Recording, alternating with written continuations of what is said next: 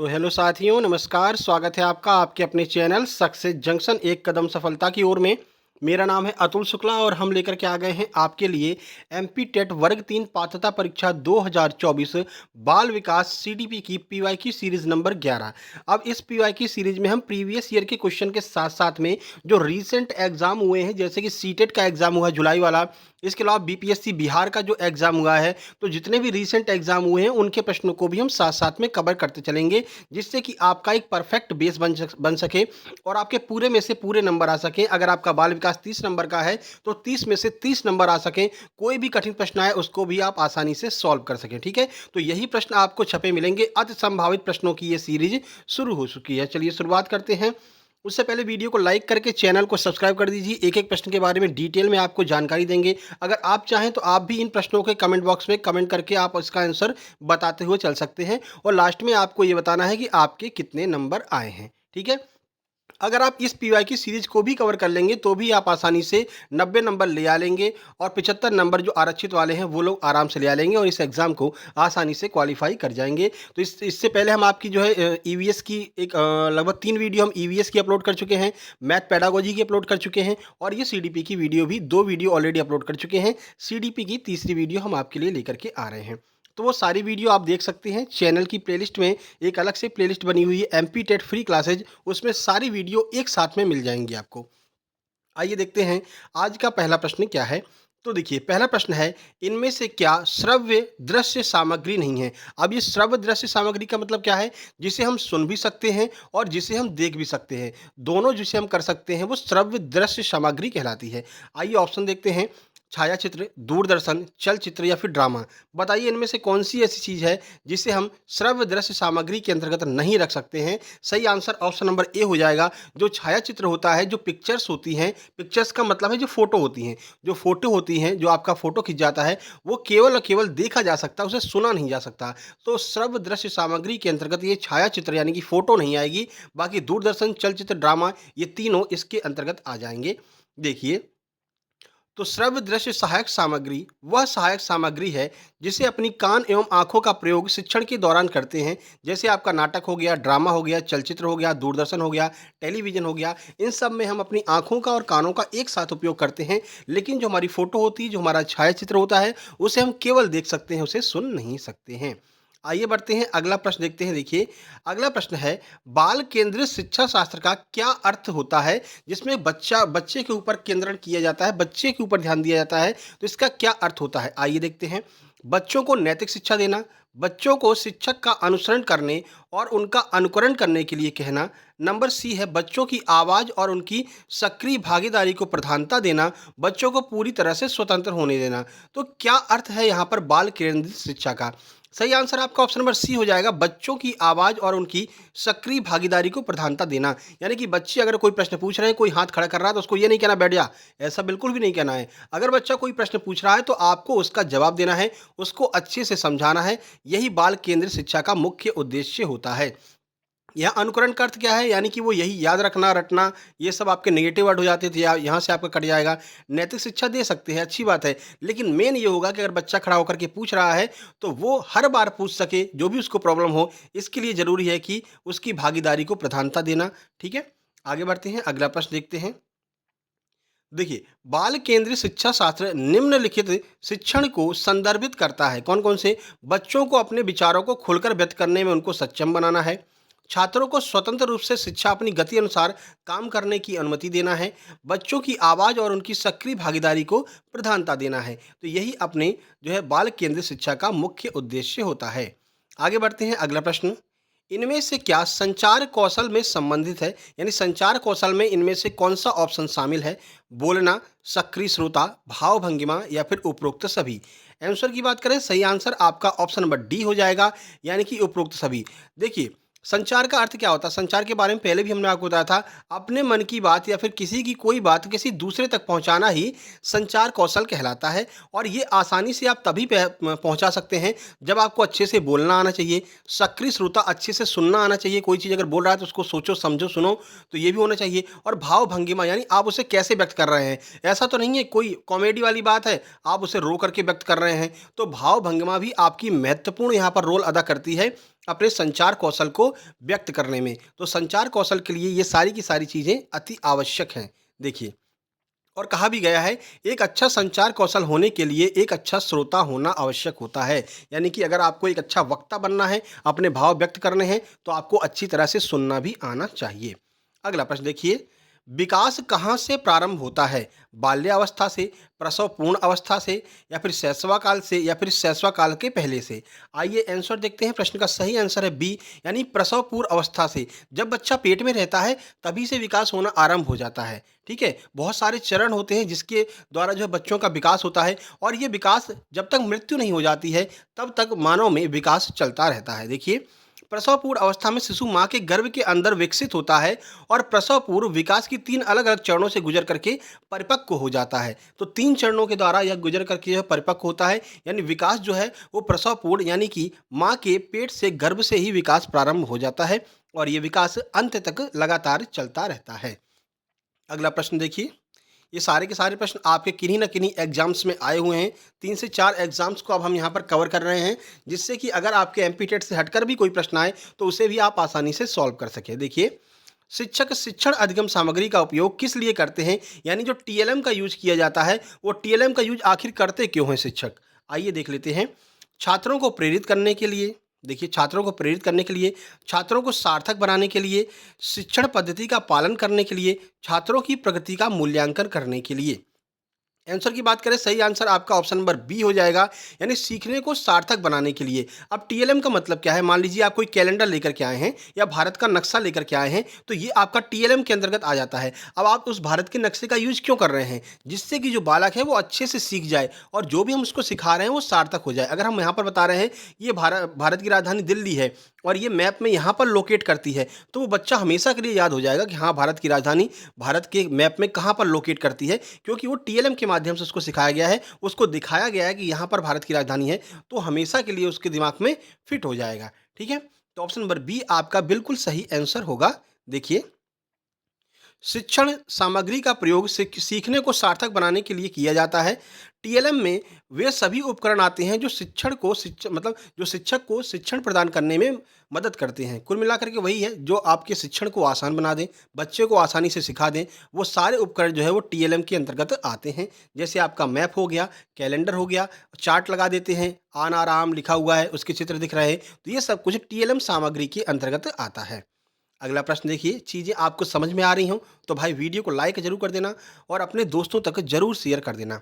एक शिक्षक जिसे छात्रों द्वारा पसंद किया जाता है, वह कौन सा शिक्षक होगा? मतलब कौन से गुण उसके अंदर होंगे जिसे छात्रों के द्वारा पसंद किया जाएगा? देखिए, उनकी समस्याओं को सुनने वाला, जल्दी गुस्सा हो जाने वाला, आसानी से क्रोधित नहीं होने वाला, भड़कीले कपड़े पहनने वाला। आपके हिसाब से क्या होना चाहिए? इसका आंसर कमेंट बॉक्स में कमेंट कीजिएगा। आइए आंसर बता दें, सही आंसर ऑप्शन नंबर ए हो जाएगा, उनकी समस्याओं को सुनने वाला। अगर उनको कोई प्रॉब्लम आ रही है और अगर वो किसी शिक्षक के सामने खुल करके अपनी प्रॉब्लम रख पा रहे हैं, तो ऐसे शिक्षक को ही जो छात्र होते हैं सबसे ज़्यादा पसंद करते हैं।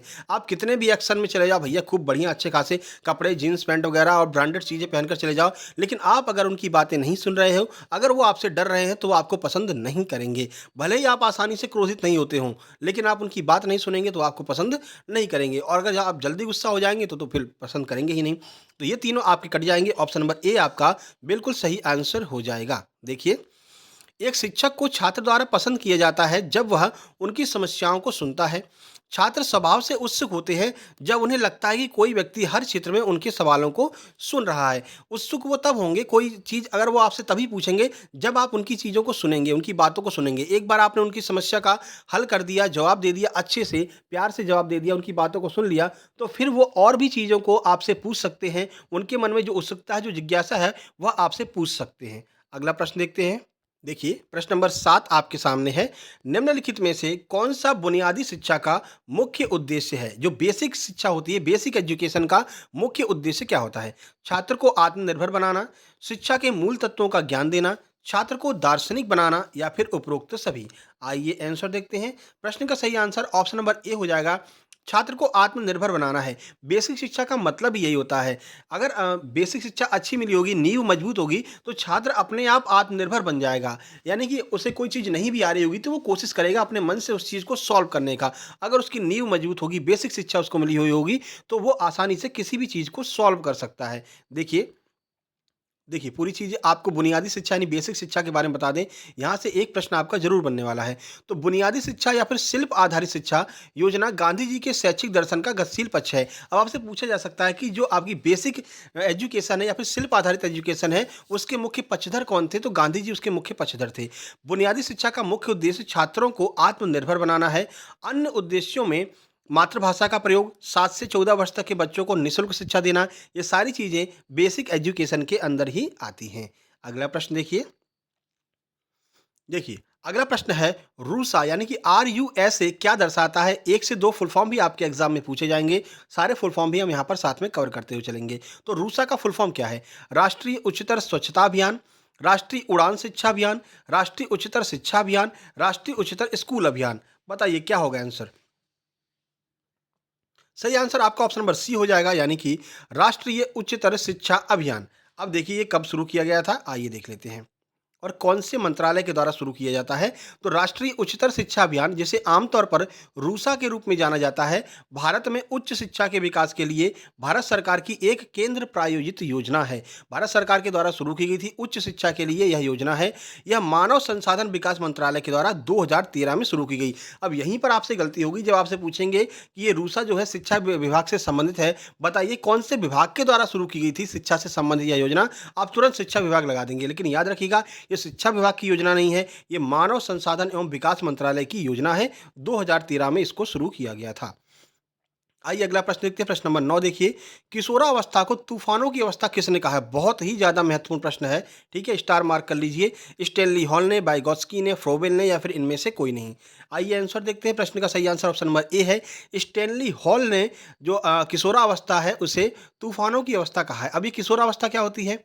देखिए, जो युवा होता है वो किशोरावस्था के अंतर्गत होता है। यानी कि 14 से लेकर के 30 तक का जो युवा होता है, 18 भी मान सकते हैं, 18 से 30 तक का युवा जो आपका किशोरावस्था के अंतर्गत आता है। देखिए, अमेरिकी मनोवैज्ञानिक जी स्टैनली हॉल ने 1904 में किशोरावस्था को तूफान और तनाव की अवस्था कहा था।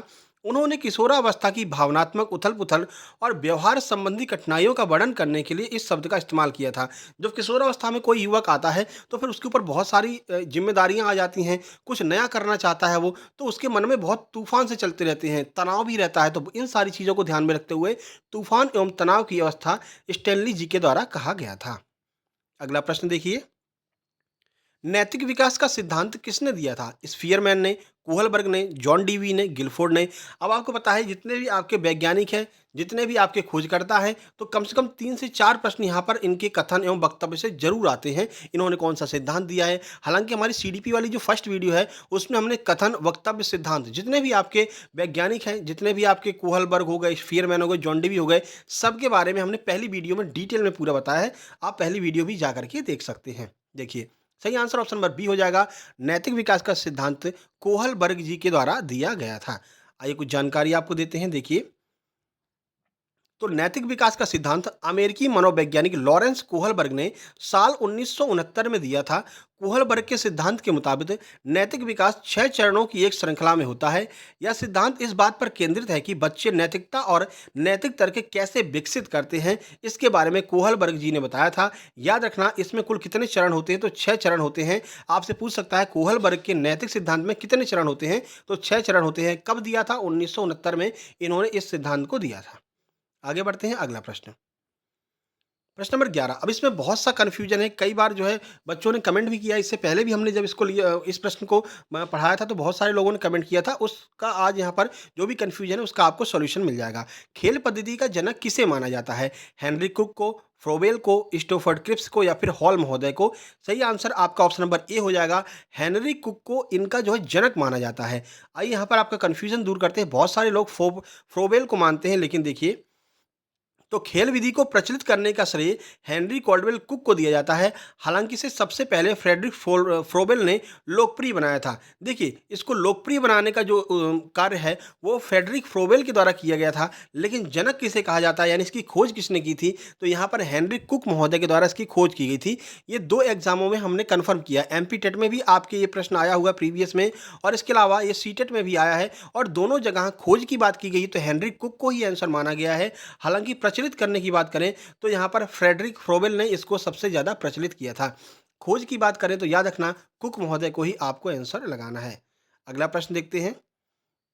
देखिए, अगला प्रश्न है, गिलफोर्ड ने सृजनशील प्रक्रिया के कितने चरण बताए हैं? गिलफोर्ड के द्वारा जो सृजनशील प्रक्रिया दी गई उसके कुल कितने चरण हैं? 3, 5, 4 या फिर 2? आइए आंसर देखते हैं। प्रश्न का सही आंसर ऑप्शन नंबर बी है, यानी कि कुल मिलाकर के 5 चरण बताए गए हैं। आइए देख लेते हैं कौन कौन से चरण इनके द्वारा बताए गए हैं। तो पहला है संज्ञान, दूसरा स्मृति, तीसरा अपसारी चिंतन, चौथा अभिसारी चिंतन, और पांचवा है मूल्यांकन। ये 5 चरण इनके द्वारा बताए गए हैं। पांचों चरण को क्रम से आपको याद रखना है। हो सकता है आपसे एग्जाम में क्रम पूछ लें या इनमें से एक गायब कर दे और पूछें कि इनमें से कौन सा नहीं है। तो ये पांचों आपको याद रखने हैं, गिलफोर्ड महोदय के द्वारा दिए गए थे। अगला प्रश्न देखिए, वह कौन सी अवस्था है जब बच्चा तार्किक रूप से वस्तु व घटनाओं के विषय में चिंतन प्रारंभ कर देता है? तो लॉजिकल थिंकिंग कब से शुरू करता है बच्चा, वो कौन सी अवस्था है? आइए देख लेते हैं। ऑप्शन पहले, शैशवावस्था, अमूर्त संक्रियात्मक अवस्था, मूर्त संक्रियात्मक अवस्था, या फिर इनमें से कोई नहीं। आंसर की बात करें, सही आंसर सी हो जाएगा, यानी कि मूर्त संक्रियात्मक अवस्था जो होता है उसमें बच्चा लॉजिकल चीज़ें पूछने लगता है। बार बार आपसे प्रश्न पूछेगा। अगर ये कोई कौवा जो है वो डाल पे बैठा हुआ तो पूछेगा पहले कि ये कौन है, आप बताएंगे ये कौवा है। फिर पूछेगा कौवा का रंग काला क्यों है, फिर आपको बताना पड़ेगा कौवा का रंग काला क्यों है, कौवा की चोंच क्यों है। तो ये लॉजिकल जो थिंकिंग है, ये लॉजिकल जो प्रश्न है वो बच्चा कब से पूछना शुरू कर देता है? मूर्त संक्रियात्मक अवस्था में, जब चीज़ें उसको दिखना शुरू हो जाती हैं, जब वो जान जाता है कि ये कोई ना कोई वस्तु है, अगर ये उड़ रहा है, ये हिल रहा है, तो इसमें जान है, तो फिर वो आपसे जो है पूछना प्रारंभ कर देता है। देखिए, कब से कब तक की होती है ये अवस्था? तो मूर्त संक्रियात्मक अवस्था में बच्चा तार्किक रूप से वस्तुओं के विषय में चिंतन प्रारंभ करता है। यह अवस्था 7 से 11 वर्ष तक की होती है। आपने देखा भी होगा, आपके घर में छोटे छोटे बच्चे होंगे 7 से 11 वर्ष के बीच के, तो बहुत सारे सवाल पूछते ही रहते हैं। आप तो कहते भाई तुम्हारा नाम तो क्वेश्चन बैंक रख देना चाहिए। वो ऐसा क्यों करते हैं? क्योंकि वे मूर्त संक्रियात्मक अवस्था में होते हैं, उनकी लॉजिकल थिंकिंग विकसित होती रहती है, उस समय स्टार्टिंग रहती है, तो बहुत ज़्यादा उत्सुक होता है बच्चा किसी भी प्रश्न को पूछने के लिए। चलिए अगला प्रश्न देखिए, विद्यालयों में बच्चों को शारीरिक दंड और मानसिक प्रताड़ना मिलना अब क्या बंद हो गया है, शुरू हो गया है? मतलब कि अब आप किसी भी बच्चे की पिटाई नहीं लगा सकते हैं। अगर आपने छू भी दिया तो भाई आपके ऊपर केस हो जाएगा। कौन से एक्ट के तहत हो जाएगा, आइए पूरी जानकारी आपको देते हैं। आंशिक रूप से निषिद्ध, पूरी तरह से निषिद्ध, केवल विशेष परिस्थितियों में अनुमति है, केवल निजी विद्यालयों में अनुमति है। तो अनुमति तो कहीं भी नहीं है, तो ये दोनों अनुमति वाले तो कैंसिल ही हो जाएंगे, ठीक है। इसके अलावा आंशिक रूप से बिल्कुल भी नहीं, जरा भी नहीं आप मार सकते हैं, पूरी तरह से निषिद्ध है, यानी कि मानसिक प्रताड़ना और दंड देना पूरी तरह से निषिद्ध है। देखिए, तो शारीरिक दंड और मानसिक प्रताड़ना उस सजा को संदर्भित करता है जो बच्चों को उनके अस्वीकार व्यवहार के लिए शारीरिक और मानसिक पीड़ा देता है। थोड़ी सी यहाँ पर क्रिटिकल भाषा हम आपको समझा देते हैं। इसका मतलब ये है कि अगर बच्चा कोई काम करके नहीं आ रहा है और आप उसकी पिटाई लगा रहे हैं, तो वो उसके मानसिक यानी कि दिमाग पर भी उसके बुरा असर पड़ता है। भले ही आपको ये लगता है कि उसको वो मतलब डर जाएगा और चीज़ों को याद करके आ जाएगा, लेकिन कुछ दिन बाद वो उन चीज़ों को भूल जाएगा, क्योंकि वो चीज़ें डर की वजह से उसको याद कराई गई हैं। अब देखिए, इसी बीच जो शिक्षा का अधिकार अधिनियम यानी आरटीई एक्ट 2009 से शारीरिक दंड और मानसिक उत्पीड़न पर पूर्णतः रोक लगा दी गई है। हमारे ज़माने में तो बहुत टीचर मारते थे, ठीक है ना। वो घर पे जाकर अगर बताओ तो घर वाले मारते थे कि क्यों मारा टीचर ने, कि हमको याद नहीं था तो क्यों नहीं याद था, तो घर वाले अलग से मारते थे, ठीक है। और अब तो पूरी तरह से यहाँ पर निषिद्ध है। किस किस को पिटाई लगी भाई, कमेंट बॉक्स में बताना, ठीक है। घर वालों ने भी मारा है और टीचर्स तो मारते थे वो अलग से।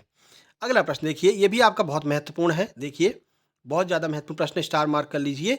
शिक्षक की किंडरगार्टन प्रणाली में, मतलब जो शिक्षक की किंडरगार्टन प्रणाली होती है उसमें शिक्षक को क्या बताया गया है?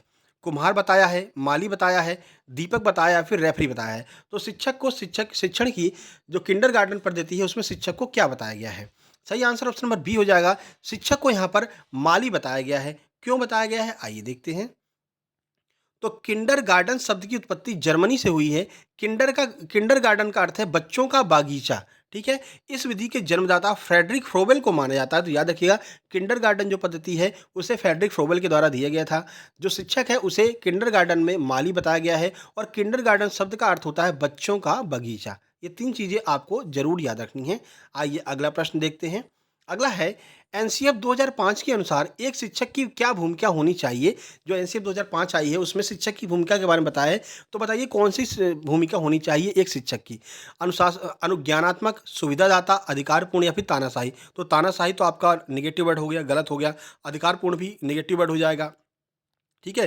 प्रश्न का सही आंसर ऑप्शन नंबर बी हो जाएगा, यानी कि सुविधादाता के रूप में शिक्षक को माना जाता है कि शिक्षक जो शिक्षा दे रहा है वो एक सुविधा प्रदान कर रहा है। देखिए, तो एनसीएफ 2005 में एक शिक्षक से यह अपेक्षा की गई है कि वह बच्चों को सीखने में सहायता प्रदान करेगा, जिससे बच्चों को एक ज्ञान निर्माण में जो है सहायता मिल सके, मदद मिल सके ज्ञान निर्माण में। तो जो शिक्षक है उसे सुविधादाता के रूप में माना गया है एनसीएफ 2005 में। इसके बाद में आपकी ईवीएस की वीडियो नंबर 4 आने वाली है। 3 वीडियो ऑलरेडी बना चुके हैं, तो वो भी आप देखिएगा, 2 घंटे बाद वो वीडियो आ जाएगी। निम्नलिखित में से अधिगम किससे प्रभावित होता है? देखिए, अधिगम का अर्थ होता है पढ़ाई, यानी कि जो चीज़ें सीख रहे हैं उसको हम अधिगम कहते हैं। तो किससे प्रभावित होता है? सामाजिक संपर्क से, अंतर्व्यक्तिक संबंध से, दूसरों के साथ संचार से, उपरोक्त सभी से। आंसर की बात करें, सही आंसर ऑप्शन नंबर डी हो जाएगा, यानी कि इन सभी से जो है अधिगम प्रभावित होता है। सामाजिक संपर्क, समाज में आप किससे मिल रहे हैं, कोई किस तरह के आपके दोस्त हैं, उनसे आप कैसे बात कर रहे हैं, आपके परिवार में क्या वातावरण है, तो इससे भी अधिगम प्रभावित होता है। अंतर्व्यक्तिक संबंध, यानी कि आपके आसपास के लोगों से आपके क्या संबंध हैं, उससे भी आपका अधिगम जो है प्रभावित होता है। दूसरों के साथ संचार, दूसरों से आप किस तरह की बातें कर रहे हैं। ऐसा तो नहीं कि बैठ करके अपने दोस्तों के साथ पबजी खेल रहे हैं तो फिर पबजी खेलते रह जाएंगे, पढ़ नहीं पाएंगे। ठीक है, तो हर चीज़ जो है इनमें से ये तीनों चीज़ें जो हैं उनसे पढ़ाई प्रभावित होती है। सिंपल लैंग्वेज में बात करें तो पढ़ाई आपकी इन सारी चीज़ों से प्रभावित होती है। देखिए, सामाजिक संपर्क संज्ञानात्मक विकास का प्राथमिक चरण है। बच्चे कुशल और जानकार लोगों के साथ बातचीत के माध्यम से सीखते हैं। अगर अच्छे लोगों के साथ आप बातचीत करेंगे तो अच्छी चीज़ें सीखेंगे, और अगर आपके साथ में मतलब बुरे लोग आपके साथ में मिल गए हैं, जो कुछ भी कर रहे हैं, जुआ खेल रहे हैं, पबजी खेल रहे हैं, उनके साथ अगर आप बैठेंगे तो उनकी जैसा सीख जाएंगे। तो अधिगम के ऊपर इन सब चीज़ों का प्रभाव पड़ता है। अगला प्रश्न देखिए, विकलांग बच्चों के लिए शिक्षा का प्रावधान किया जा सकता है। जो विकलांग बच्चे हैं उनके लिए शिक्षा का प्रावधान आप कैसे कर सकते हैं? एकीकरण के माध्यम से, विशेष पक्ष में शामिल करके, समावेशी शिक्षा के माध्यम से, या फिर कोई नहीं। सही आंसर आपका ऑप्शन नंबर सी हो जाएगा। समावेशी शिक्षा के माध्यम से विकलांग बच्चों को आसानी से शिक्षा दी जा सकती है। अब ये समावेशी शिक्षा होती क्या है, आइए देख लेते हैं। तो समावेशी शिक्षा विकलांग बच्चों को शिक्षित करने और एक ही छत के भीतर सामान्य लोगों के साथ कठिनाइयों को सीखने का नया दृष्टिकोण है। समावेशी शिक्षा में ऐसा नहीं होता कि भाई अगर कोई विकलांग है तो उसको अलग बिठा दो, अगर कोई नीची जात का है अलग बिठा दो, या फिर कोई बहुत पैसे वाला उसको अलग बिठा दो। समावेशी शिक्षा में ये सब के सब एक ही छत के नीचे एक साथ बैठ करके पढ़ाई करते हैं, जिससे कि जो बच्चा होता है, जो विकलांग बच्चा है, उसको भी ये ना लगे कि भाई हम विकलांग हैं, हमको अलग बिठा दिया, हीन भावना ना हो। इसके लिए जो है समावेशी शिक्षा का प्रयोग किया जाता है, समावेशी क्लासरूम का यूज किया जाता है। अगला प्रश्न देखिए, राष्ट्रीय शिक्षा नीति 1986 की क्या अवधारणा है? Operation black board, Navodaya Vidyalaya, सीखने का न्यूनतम स्तर, या फिर ये सभी। सही आंसर हो जाएगा ऑप्शन नंबर डी। देखिए, अब 1986 की बात करते हैं। तो 1986 में राजीव गांधी जी ने एक नई शिक्षा नीति, राष्ट्रीय शिक्षा नीति की घोषणा की, जिसका उद्देश्य भारत को 21वीं सदी के लिए तैयार करना था। तो ये पूछा जाएगा कि 1986 में मतलब कि राष्ट्रीय शिक्षा नीति किसके द्वारा जारी की गई थी? तो राजीव गांधी जी उस समय अपने प्रधानमंत्री थे, उनके द्वारा ये जारी की गई थी। और उन्होंने ये प्रयास किया था जब भारत 21वीं सदी में पहुंचेगा तो और अच्छे से प्रगति कर सके, उसके लिए ये शिक्षा नीति जारी की गई थी। इसमें बहुत सारी बातें बताई गई थी जो हमने आपको ऊपर बता दिया है। अगला देखिए, प्रश्न नंबर 20 आपके सामने है। देखिए, प्रश्न नंबर 20, अभिभावक शिक्षक सम्मेलन की बैठक कब होनी चाहिए? अब अभिभावक शिक्षक सम्मेलन का मतलब जो पीटीएम होता है, आपके बच्चे पढ़ने जाते होंगे तो आपने सुना होगा आज तो पीटीएम है, शनिवार को जहाँ तक है होता है। तो ये क्यों होना चाहिए, कब होना चाहिए? परीक्षा परिणाम घोषित होने के बाद, विद्यालय में नए छात्रों के प्रवेश के बाद, समय समय पर, या फिर वार्षिक समारोह के अवसर पर। सही आंसर ऑप्शन नंबर सी हो जाएगा कि एक हर समय पर, ऐसा नहीं है कि जब रिजल्ट आए तभी बुलाओ, समय समय पर उनको बुलाना चाहिए। शिक्षकों को उनके जो अभिभावक होते हैं उनके साथ में मीटिंग करनी चाहिए। तो भारत में राष्ट्रीय माध्यमिक शिक्षा अभियान में इस बात का समर्थन किया गया कि विद्यालयों में अभिभावक की भागीदारी को सुविधाजनक बनाने के लिए प्रत्येक विद्यालय में पीटीएम होना आवश्यक है। बच्चे कितनी प्रगति कर रहे हैं, अभिभावक को कैसे पता चलेगा? जब वो शिक्षक के साथ में मीटिंग करेंगे, शिक्षक से बात करेंगे, तो अभिभावक को पता चलेगा। बच्चे घर पर कितना पढ़ रहे हैं, वो कैसे पता चलेगा शिक्षक को? जब शिक्षक अभिभावक के साथ में मीटिंग करेगा। इसीलिए ये जो पीटीएम है, ये पीटीएम की बात राष्ट्रीय माध्यमिक शिक्षा अभियान के द्वारा इसमें कहा गया था कि समय-समय पर पीटीएम ज़रूर आयोजित किया जाना चाहिए हर विद्यालय में। अगला देखिए प्रश्न नंबर 21, पाठ योजना क्या है? ये भी प्रश्न महत्वपूर्ण है आपके लिए। पाठ योजना किसे कहते हैं? शिक्षक को पढ़ाने की सफलता या असफलता का ज्ञान देती है। शिक्षार्थी के नवीन ज्ञान को उनके पूर्व ज्ञान से जोड़ने में सहायक होती है। शिक्षक को अपने काम को बेहतर तरीके से करने में सफल बनाती है, या फिर उपरोक्त सभी। सही आंसर आपका ऑप्शन नंबर डी हो जाएगा। ये सारी चीज़ें जो पाठ योजना बनाना होता है, इन सारी चीज़ों को ध्यान में रखते हुए पाठ योजना बनाई जाती है। शिक्षक को पढ़ाने की सफलता या असफलता का ज्ञान देती है। इसका अर्थ यह है कि आज शिक्षक ने कोई काम दिया है, कोई चीज़ पढ़ाई है, कल वो पाठ योजना बनाएगा तो सबसे पहले ये ध्यान में रखेगा कि कल जो हमने पढ़ाया है वो बच्चों को कितना समझ में आया है। तो उसके लिए शुरुआत में ही वो पूछने का काम रखेगा कि भाई चलो आज पूछते हैं, बताइए कल हमने जो पढ़ाया था आपको कितना याद हुआ, कितना आपने सीखा। तो ये सारी चीज़ें पाठ योजना बनाने में सफलता या असफलता का ज्ञान देती हैं। शिक्षक को पता चलता है कि हमसे गलती कहाँ हो रही है। शिक्षार्थी को नवीन ज्ञान को उनके पूर्व ज्ञान से। अब जो शिक्षक होता है वो पूछता है कि बताइए, चलो जैसे मान लीजिए आइजैक न्यूटन के बारे में आज पढ़ाने जा रहा है शिक्षक, ठीक है? तो शिक्षक पाठ्य योजना में सबसे पहले ये ध्यान रखेगा कि आइजैक न्यूटन के बारे में उन बच्चों को पहले से कितना पता है। तो पूछेगा भैया किसी ने आइजैक न्यूटन के बारे में कोई जानता है? कोई कहेगा नहीं सर हम तो नहीं जानते हैं। अच्छा सेब के बारे में जानते हो? हाँ सर सेब के बारे में जानते हैं, सेब गोल होता है, मीठा होता है। तो फिर उस सेब के माध्यम से सारी चीज़ों को वो समझा देगा कि एक सेब गिरा था, न्यूटन महोदय नीचे बैठे थे, उनके सर पर गिरा, उन्होंने कहा ये नीचे ही क्यों गिरा, इस तरह से गुरुत्वाकर्षण की खोज की गई। तो ये सारी चीज़ें पाठ्य योजना बनाने में नवीन ज्ञान को पूर्व ज्ञान से जोड़ने का प्रयास शिक्षक करता है। शिक्षक को अपने काम को और बेहतर तरीके से, बिल्कुल सही बात है। और अगर आज कोई चीज़ समझ में नहीं आ रही है तो कल शिक्षक जब पूछेगा तो वहाँ से कमी पता चलेगी, तो अपने काम को और बेहतर तरीके से करने में सफल बनाती है। तो ये सारे काम पाठ्य योजना के माध्यम से किए जाते हैं। यही यहाँ पर सारी चीज़ें आपको सिखाने के लिए कही गई हैं, ठीक है? चलिए आगे बढ़ते हैं।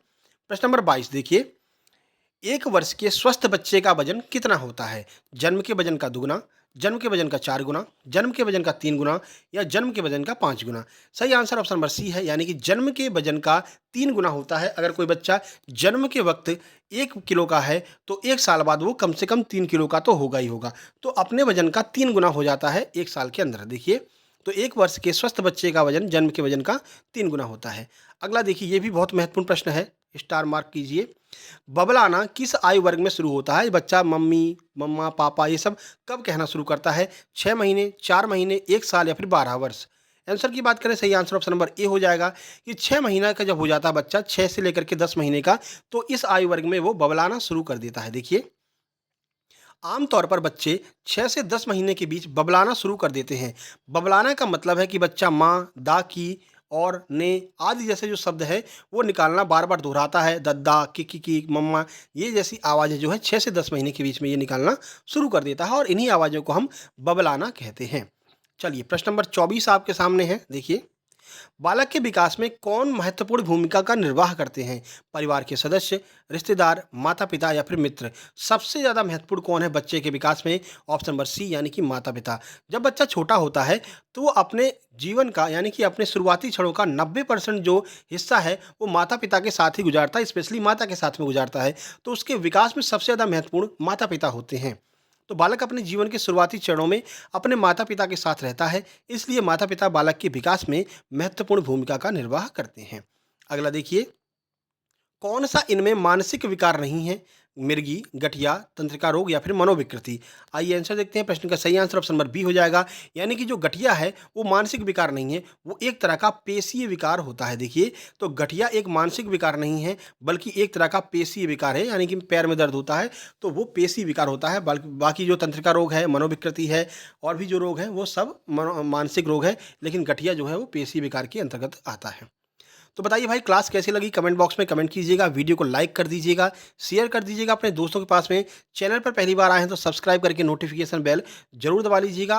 और यहाँ पर देखिए, इससे पहले हम पर्यावरण की एक वीडियो अपलोड कर चुके हैं, video number PYQ series number 6 देखेंगे तो ये पर्यावरण की वीडियो है, ठीक है। तो इसमें भी महत्वपूर्ण प्रश्नों को हमने कवर किया है। इसके जस्ट बाद 2 घंटे के बाद पर्यावरण की वीडियो नंबर 4 आने वाली है और ये सारी वीडियो एक ही प्लेलिस्ट में जा रही हैं। वो प्लेलिस्ट आपको देखने को मिल जाएगी, एमपीटेट फ्री क्लासेस के नाम से है। उसमें आपको ईवीएस की, गणित पेडागोजी और आपका सीडीपी की, हिंदी की, ये सारी वीडियो एक ही पीडीएफ उसमें जा रही है प्लेलिस्ट में। तो वो प्लेलिस्ट क्लिक करके आप सारी वीडियो देख सकते हैं और अगर आप इतना भी कर लेंगे तो आप आराम से जो है यहाँ पर एग्जाम को क्वालिफाई कर जाएंगे, ठीक है। तो चलिए फिर मिलते हैं नेक्स्ट वीडियो में। नीचे आपको टेलीग्राम चैनल की लिंक दी गई है, सक्सेस जंक्शन लाइव के नाम से टेलीग्राम चैनल है।